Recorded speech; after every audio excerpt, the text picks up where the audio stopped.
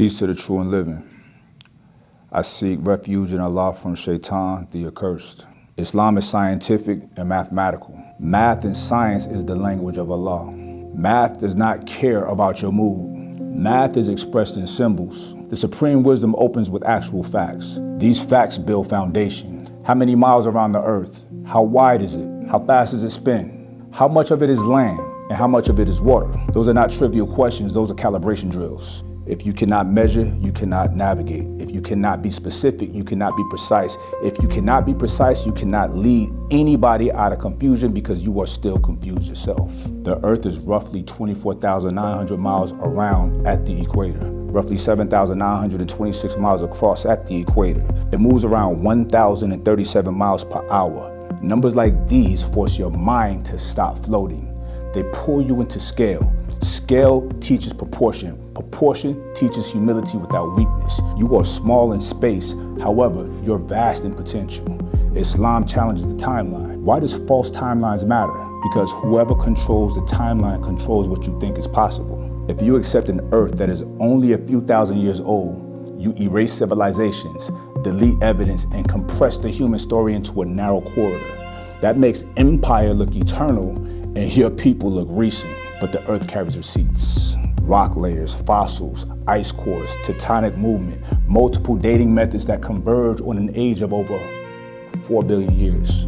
The point is not to worship a number. The point is to break the spell of inherited narrative. Knowledge only has power when it is accurate. False knowledge is worse than ignorance because it makes you confidently stupid. And that is not the vibes.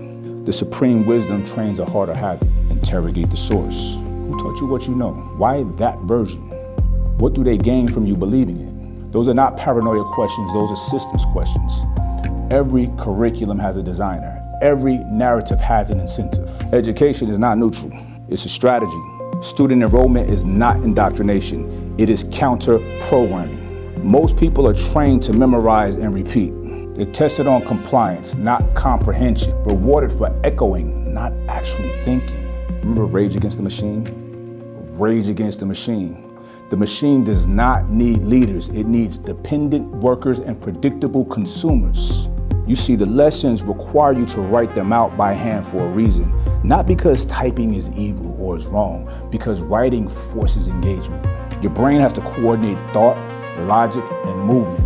That friction deepens the encoding. You do not just read the knowledge, you practice it. Repetition without understanding is programming. Repetition with understanding is mastery. Even the questions are designed to break lazy thinking. Like, how many Muslims are there in the wilderness of North America? That question forces definitions. It forces counting. It forces you to start assessing reality. Actual facts. Let's keep going. Total surface area of the earth is about 196,940,000 square miles. About 57,255,000 square miles is land.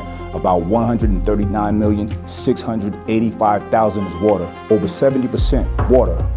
And most humans still live in manufactured scarcity. Why? Why is that? Not because the planet is stingy. Nah, it's because distribution is controlled. Resources get hoarded. Access becomes leverage. The lesson teaches you the game so you can be competent.